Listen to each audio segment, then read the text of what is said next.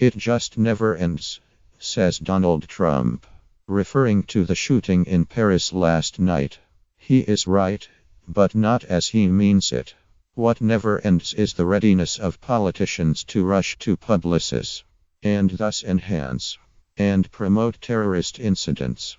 Once again, Islamic State's useful idiots are turning a violent crime on a Paris street into a global event. French ministers are plunging into their bunker. French election candidates are cancelling their campaigns.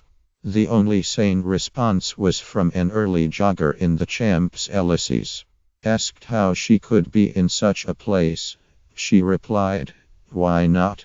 We continue as normal." Fat chance. The presumed intention of the now dead attacker was to deflect the news agenda on the eve of the first round of the French election. If he was clever, he was also hoping to boost the fortunes of the right-winger Marine Le Pen, and thus incur a responsive militancy among the Muslim community. He will have been encouraged by the global publicity given to last month's stabbing of a policeman in London. By far the greatest risk of similar acts disrupting Britain's forthcoming election is how far we publicize and react to this one.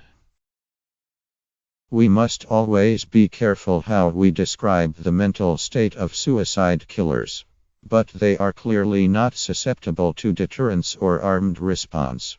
The only constructive way to contain them is prior intelligence from the communities and cells within which they operate, though their often solitary character makes even this difficult.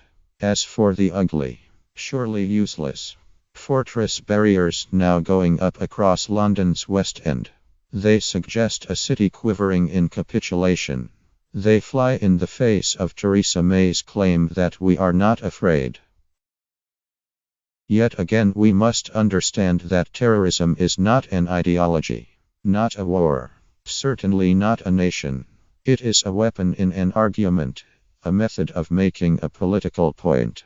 As such, it is 10% crime, 10% news of that crime, and 80% wild exaggeration of its cause, as media and politicians climb onto its bandwagon. The reward for fanaticism is a celebrity that is now beyond all sense or reason.